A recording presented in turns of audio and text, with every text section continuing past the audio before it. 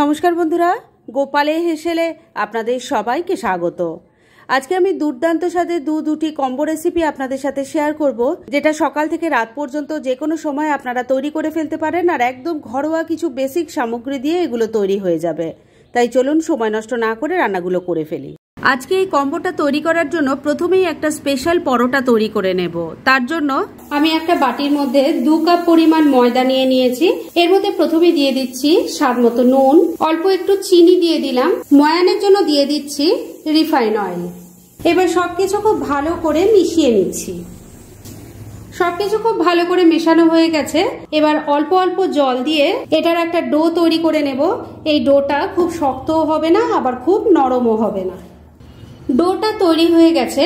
এবার এটাকে 8-10 মিনিটের জন্য একটু রেস্টে রেখে দিচ্ছি আর নেক্সট স্টেপের দিকে এগোচ্ছি। এবার এই আলু বোলানির ফিলিং তৈরি করব। সেজন্য একটা বাটির মধ্যে 3টে সেদ্ধ করা আলু নিয়ে নিয়েছি।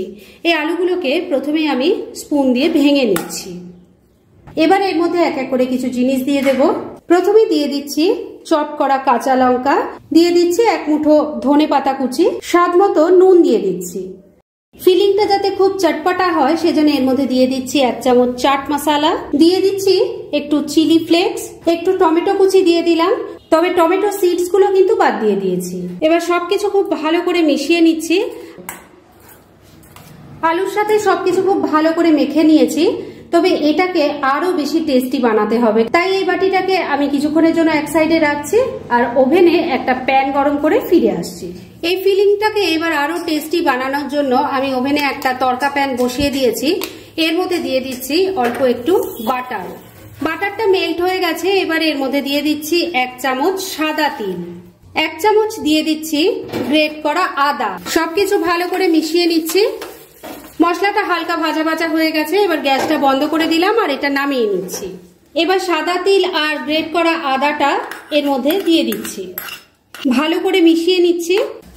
আলু বোলানি তৈরি করার জন্য স্টাফিং একদম রেডি। এবার এটাকে এক সাইডে রেখে দিচ্ছি আর এর সাথে পরিবেশন করব যে সাইড ডিশটা, চলুন সেটা তৈরি করে ফেলি।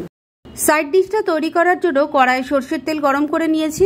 এর মধ্যে প্রথমে দিয়ে দিচ্ছি অল্প গোটা জিরে, দিয়ে দিলাম একটা তেজপাতা, একটা শুকনো লঙ্কা, এর সাথে দিয়ে দিচ্ছি গোটা গরম মশলা, তার মধ্যে আছে 2-3টে এলাচ, 2-3টে লবঙ্গ আর একটা দারচিনি।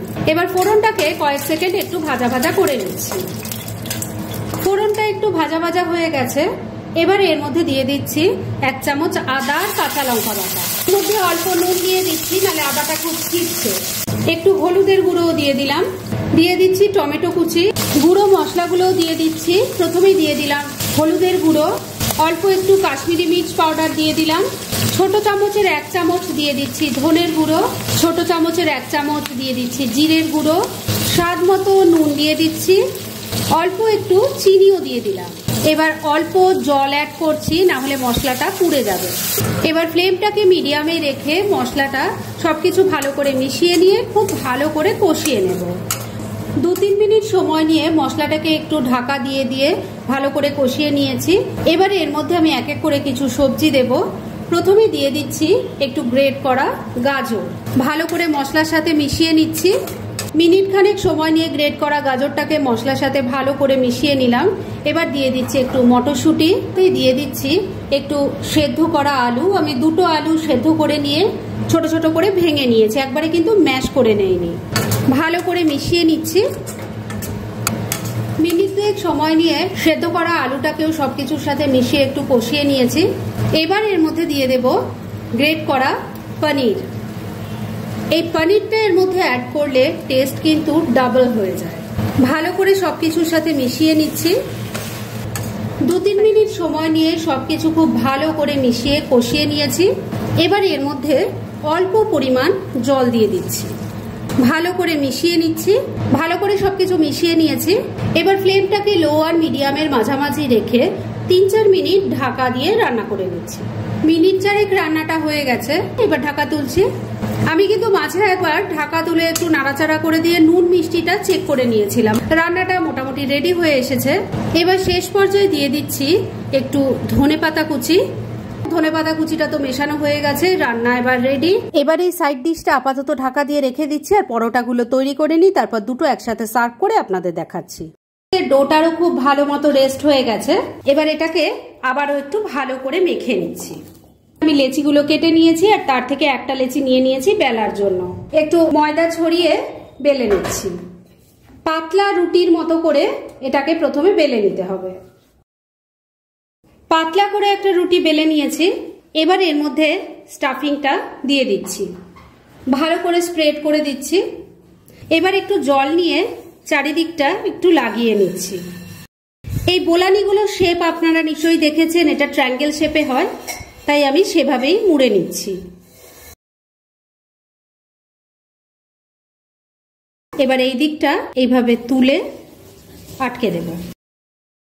দেখুন একটা আলু বোলানি আমি বেলে নিয়ে পুর ভরে একদম রেডি করে নিয়েছি, একটা ট্রায়াঙ্গেল শেপে রেডি হয়ে গেছে। এইভাবে আমি আরো কয়েকটা রেডি করে নিচ্ছি আর তারপর নেক্সট স্টেপের দিকে এগোচ্ছি। কয়েকটা আলু বোলানি বেলে পুর ভরে আমি রেডি করে নিয়েছি। এবার একটা প্যান গরম হয়ে গেছে, এর মধ্যে আমি একটা দিয়ে দিলাম। এটা কিন্তু প্রথমেই দিয়ে ভেজে নেওয়া যাবে না, ভালো করে এটাকে আগে উল্টে পাল্টে সেকে নিতে হবে। সেজন্য ফ্লেমটাকে মিডিয়ামে রেখে এই কাজটা করতে হবে। একটা আলু বোলানি দেখুন আমি উল্টে পাল্টে ভালো করে সেকে নিয়েছি। এগুলো সেকার সময় দেখবেন এগুলো কিন্তু সুন্দরভাবে ফুলে উঠবে, তার মানে ভেতরটাও কিন্তু সুসিদ্ধ হয়ে গেছে। এবার এটাকে আমি ভেজে নেব। আমি এটা রিফাইন অয়েলে ভেজে নিচ্ছি, তবে আপনারা চাইলে কিন্তু এটা বাটার বা ঘিতেও ভাজতে পারেন। একটা আলু বোলানি আমি উল্টে পাল্টে খুব ভালো করে ভেজে নিয়েছি। এটা এখন পরিবেশনের জন্য একদম রেডি। ফ্রেন্ডস, আমার আজকের এই দুর্দান্ত স্বাদের কম্বো রেসিপি একদম রেডি হয়ে গেছে এবং আমি সার্ভ করে দিয়েছি। ভীষণ ইজি রান্নাগুলো, কিন্তু খেতে অসাধারণ হয়। যেভাবে আমি তৈরি করেছি ঠিক সেইভাবে তৈরি করে খেয়ে দেখুন, খেতে কিন্তু ফাটাফাটি লাগবে। তাই দেরি না করে পারলে এটা আজই একবার ট্রাই করে ফেলুন, আর তারপর কেমন লাগলো সেটা প্লিজ কমেন্ট করে জানাবেন। এরকম ধরনের অনেক ভালো ভালো নিরামিষ রান্নার রেসিপি আপনারা গোপালের হেসেল সার্চ করলেই পেয়ে যাবেন, যার মধ্যে থেকে কিছু কিছু আমি সাজেস্টেড বক্সেও দিয়ে দেবো, সেখান থেকেও আপনারা দেখে নিতে পারেন। তাই গোপালের হেসেল অবশ্যই ভিজিট করুন। আর আপনারা কেমন ধরনের রেসিপি চাইছেন সেটাও কিন্তু আমাকে জানাতে পারেন। আমি চেষ্টা করব সেসব রেসিপিগুলো আপনাদের সাথে শেয়ার করার। আর আমার আজকের এই রেসিপি যদি আপনাদের ভালো লাগে আর ইউজফুল বলে মনে হয়, তাহলে যারা এখনও আমার চ্যানেলটাকে সাবস্ক্রাইব করেননি তারা প্লিজ সাবস্ক্রাইব করুন। তাহলে আজকের মতো এখানেই শেষ করছি। পরদিন আবার এরকমই কোনো ভালো রেসিপি নিয়ে চলে আসবো। আপনারা সবাই খুব ভালো থাকুন, সুস্থ থাকুন।